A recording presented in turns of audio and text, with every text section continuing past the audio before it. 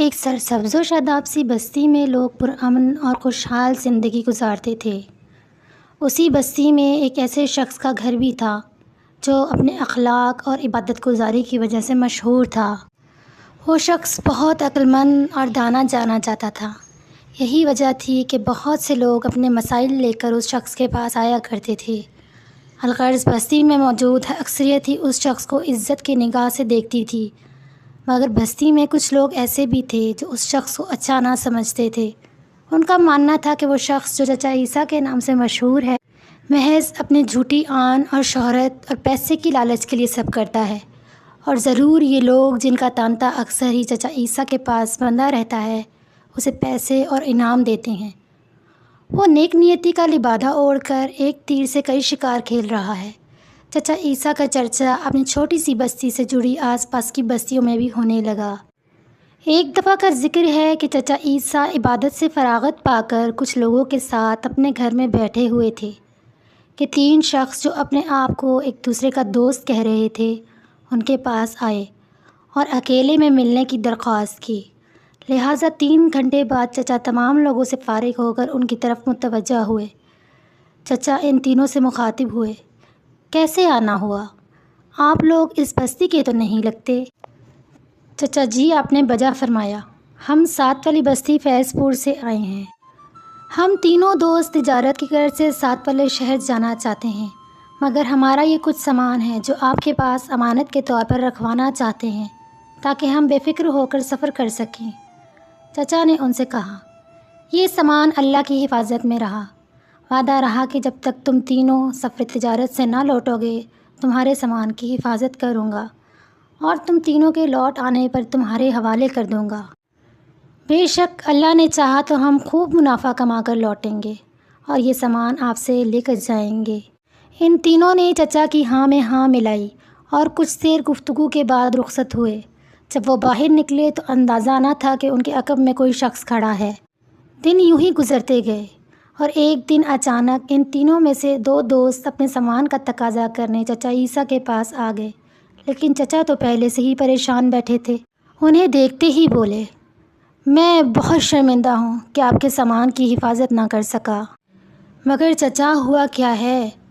ان دونوں نے تجسس اور پریشانی کے ملے جلے تاثرات لیے پوچھا۔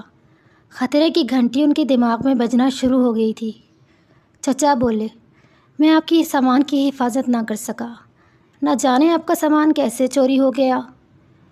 چوری ہو گیا؟ کیا آپ سامان کے رکھوالے نہ تھے؟ چچا، ہمارا سامان بہت قیمتی تھا، اب کچھ بھی ہو جائے ہمیں یا تو ہمارا سامان فراہم کیا جائے یا تو پھر اس کے بدلے میں اس کی قیمت ادا کی جائے۔ وہ دونوں نہایت مشتعل ہونے لگے۔ یوں بات بڑھتے بڑھتے آس پاس رہنے والے لوگوں تک بھی جا پہنچی اور پھر معاملہ قاضی کی عدالت میں لایا گیا۔ دونوں جانب سے حالات باری باری قاضی کے گوش گزار کیے گئے۔ چچا عیسیٰ کے بتانے پر قاضی نے ان دونوں دوستوں سے تیسرے دوست کی بابت دریافت کیا۔ انہوں نے جواب دیا، جناب، اس نے تجارت میں ہونے والے لین دین کی غرض سے جھگڑا ہونے پر اپنا راستہ علیحدہ کر لیا اور پھر ہماری اس سے ملاقات نہ ہوئی۔ اسی دوران اچانک سے چچا عیسیٰ کے ذہن میں خیال آیا اور انہوں نے قاضی سے کہا، قاضی صاحب، جب یہ تینوں دوست اپنا سامان میرے پاس رکھوانے آئے تھے تو ہمارا آپس میں معاہدہ طے پایا تھا۔ معاہدہ؟ کیسا معاہدہ؟ قاضی کے پوچھنے پر چچا نے بتانا شروع کیا۔ معاہدہ یہ طے پایا تھا کہ جب تک یہ تینوں نہ آئیں گے میں ان کے سامان کی حفاظت کروں گا اور تینوں کے آنے پر ہی میں انہیں ان کا سامان واپس لوٹاؤں گا۔ اب جب تک ان کا تیسرا ساتھی نہیں آ جاتا میں انہیں ان کا سامان کیسے دے سکتا ہوں؟ کیا یہ معاہدہ تحریری تھا؟ قاضی نے دریافت کیا۔ نہیں، ہم نے آپس میں وعدہ کیا تھا، چچا عیسیٰ نے جواب دیا۔ کچھ دیر تک تو عدالت میں خاموشی چھا گئی۔ فیصلہ تقریباً ہونے ہی لگا تھا کہ اچانک عدالت میں ایک شخص داخل ہوا۔ رک جائیے، میں کچھ کہنے کی اجازت چاہتا ہوں۔ قاضی نے اجازت دے دی۔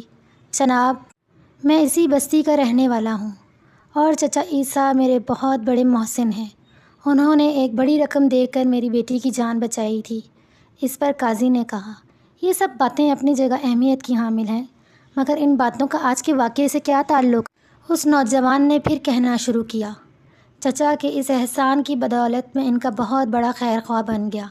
اکثر ان کے گھر آتا جاتا اور کوشش کرتا کہ ان کے مشکل وقت میں کام آؤں۔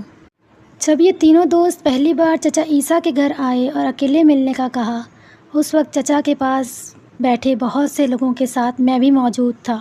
انہوں نے چچا سے اکیلے ملنے کا کہا تو میں چوکنا ہو گیا اور چچا کے گھر کی عقب والی سائڈ کھڑا ہو گیا۔